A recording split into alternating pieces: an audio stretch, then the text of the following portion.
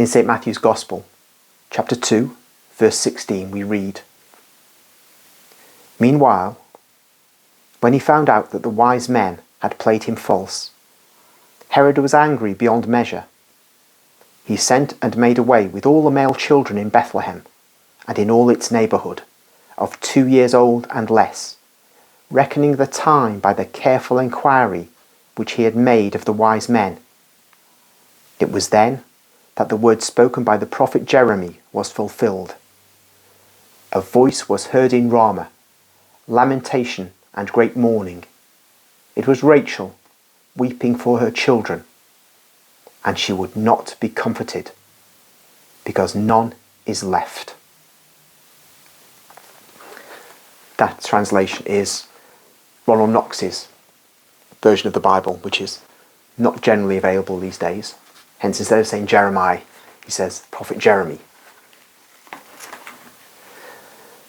This event, which is commemorated by the Holy Catholic Church at the Feast of the Holy Innocents, is regarded as probably not something that actually happened in history, and principally because Josephus, the Jewish historian of the 1st century AD, does not refer to it. But Josephus does not refer to everything that happened that's of significance at the time of the periods over which he was writing. And he gets some things wrong. And we know for a fact that Herod was a wicked man. Josephus himself tells us that, and the Gospels tell us that. There's no particular reason to not see St. Matthew as an historian here. And even if you deny that Matthew, the apostle, wrote the Gospel according to St. Matthew, that would not preclude the writer, whoever he was, of St. Matthew's Gospel. And I've no doubt it was Matthew for various reasons. But there's no reason to preclude that writer from being the conveyor of historical information. So we have no reason to doubt that Herod slaughtered the innocents. And as Catholics, of course, we have the fact. We know that it was actually something that happened because the Church commemorates this event in a feast, and it does not commemorate falsehoods or myths. So what I'm going to do now is to read from chapter 73 of the 1st volume of the poem of the Man God, Jesus at Bethlehem, in the peasant's house and in the grotto.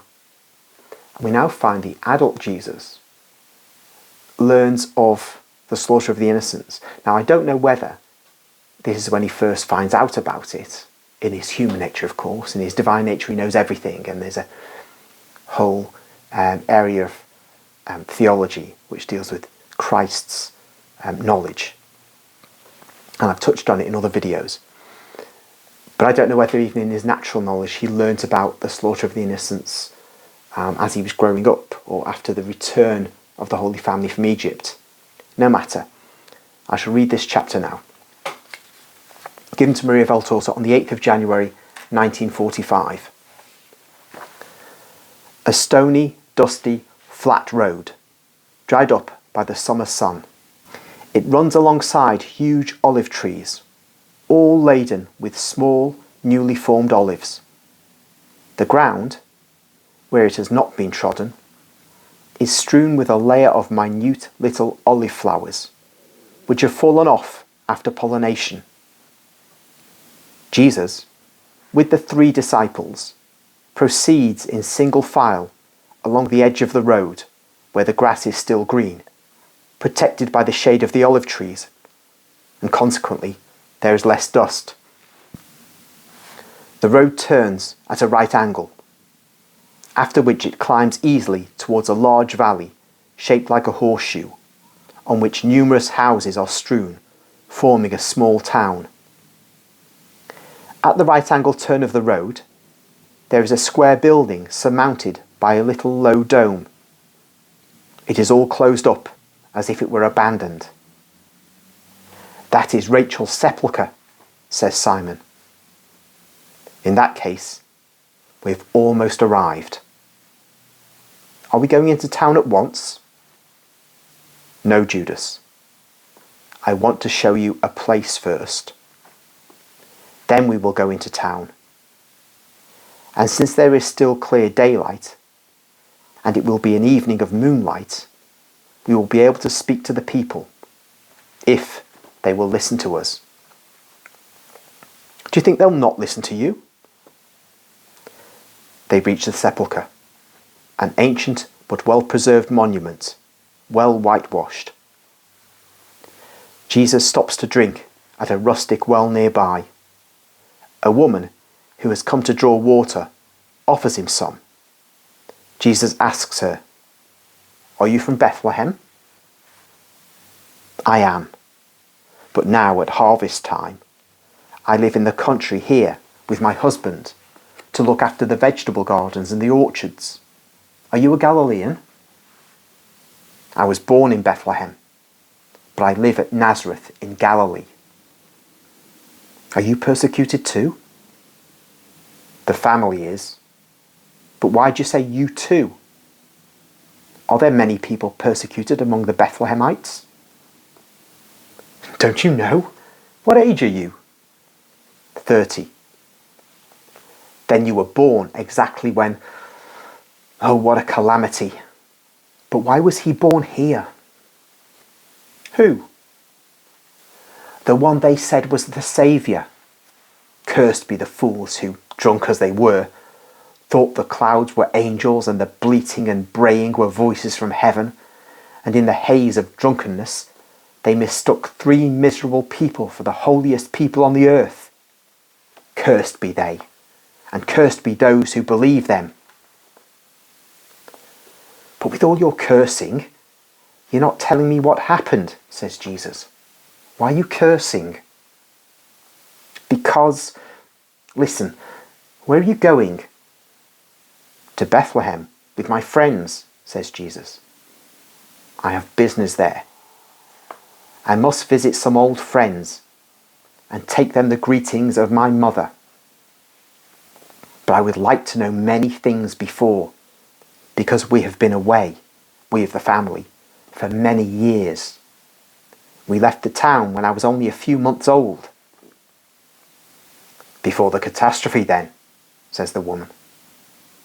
"Listen, if you do not loathe the house of a peasant, come and share our bread and salt with us, you and your companions. We will talk during supper, and I will put you all up for the night. My house is small, but above the stable there is a lot of hay all piled up. The night is clear and warm. If you want, you can sleep there. May the Lord of Israel reward your hospitality. I will be happy to come to your house," says Jesus. "A pilgrim brings blessings with him. Let us go. But I shall have to pour 6 jars of water on the vegetables which have just come up." "And I will help you," says Jesus. "No, you are a gentleman. Your behaviour says so." "I'm a worker woman. This one is a fisherman. Those 2 Judeans are well off and employed. I am not." And he picks up a jar which was lying flat on its big belly near the very low wall of the well. He ties it to the rope and lowers it into the well. John helps him. Also the others wish to be as helpful, and they ask the woman, "Where are the vegetables? Tell us, and we will take the jars there." "May God bless you. My back is broken with fatigue. Come." And while Jesus is pulling up his jar, the 3 disciples disappear along a little path and come back with 2 empty ones, which they fill up and then go away. And they do not do that 3, but 10 times. And Judas, laughing, says, "She is shouting herself hoarse, blessing us. We've given so much water to her salad that the soil will be damp for at least 2 days, and the woman will not have to break her back." When he comes back for the last time, he says, "Master, I'm afraid that we've been unlucky." "Why, Judas?" "Because she has it in for the Messiah," I said to her, "Don't curse. Don't you know that the Messiah is the greatest grace for the people of God? Yahweh promised him to Jacob, and after him to all the prophets and the just people in Israel. And you hate him?" She replied, "Not him, but the one whom some drunken shepherds and 3 cursed diviners from the east called Messiah. And since that is you—" "It does not matter," says Jesus. "I know I'm placed as a trial and contradiction for many. Did you tell her who I am?" "No, I'm not a fool. I wanted to save your back and ours." "You did well," says Jesus. "Not because of our backs, but because I wish to show myself when I think the time is right. Let us go." Judas leads him as far as the vegetable garden.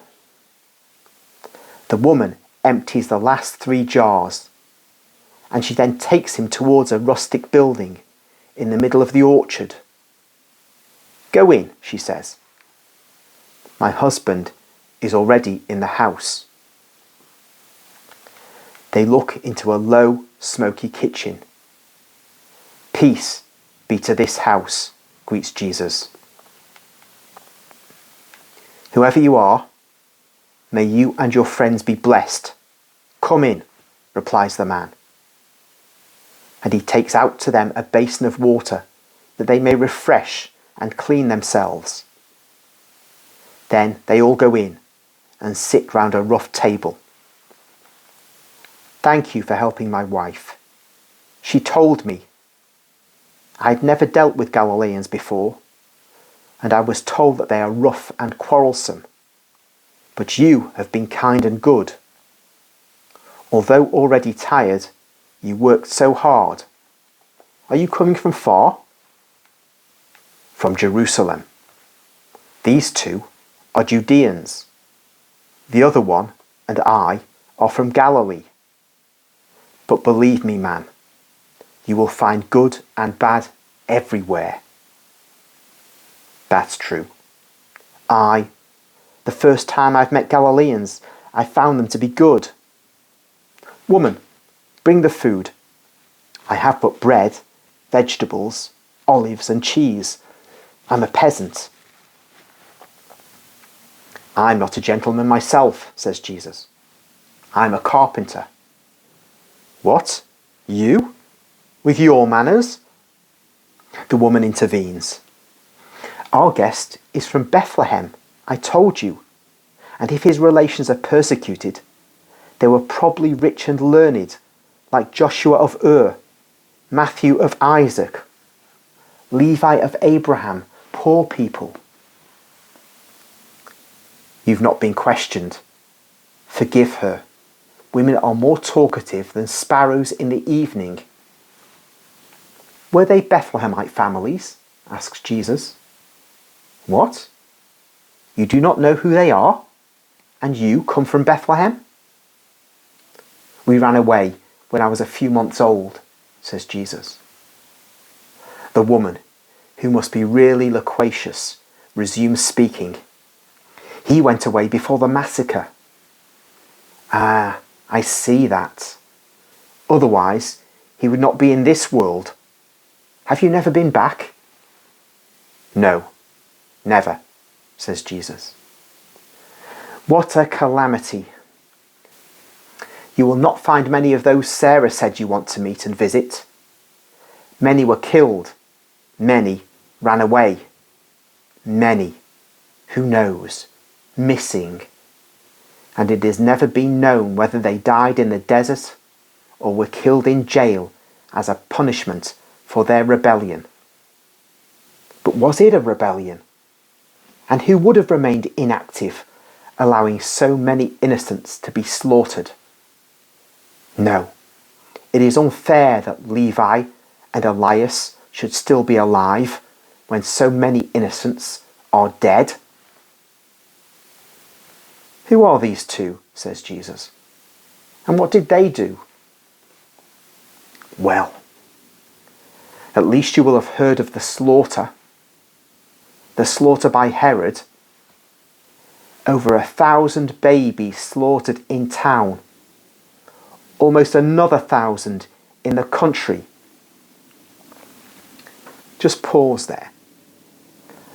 So we have the peasant telling Jesus 1,000 babies were slaughtered in Bethlehem town itself, and around about another 1,000.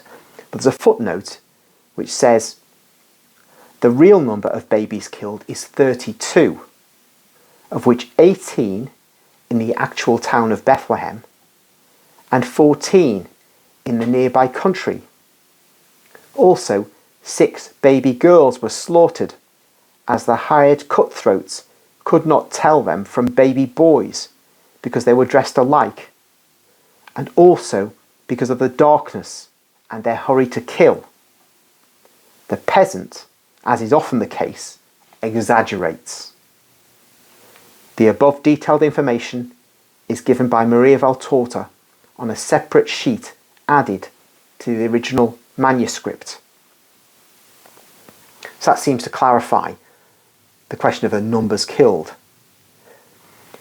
But it gets complicated because elsewhere, that is in her diaries, and I can't remember the place now, Maria Valtorta gives different figures for the numbers of children. They're still not in the thousands. They're not in the I think that in the low hundreds, low 120 boys possibly. But I have to get that particular entry in the diaries and find it to be sure. So it's not clear the exact number of children that were killed, but it was a mixture of boys and girls, and the girls, as was said, because it was not possible to see in the melee, in the confusion, who was a girl, who was a boy, and for the sake of avoiding missing a boy, they would kill a girl. But it looks like the numbers that were revealed to Maria Valtorta, when she wrote them down from memory, she got confused. But this nonetheless, whichever numbers we have, were in the less than, say, 150 or so, and that might explain why Josephus does not mention this event, because though for us it is a very, very important event, the slaughter of the innocents, for Judean society, where there's no particular significance to Jesus, the decision to kill, which amounts to killing several dozen children in a small village, a town which is perhaps no bigger than a village, and is only significant because it was the city of David. Well, that won't mean anything unless one really sees this as being significant for prophetic purposes. And that perhaps tells us why history is silent about it. But Matthew, who knows its prophetic significance, mentions it and has captured what was quite a cruel event forever in the human consciousness.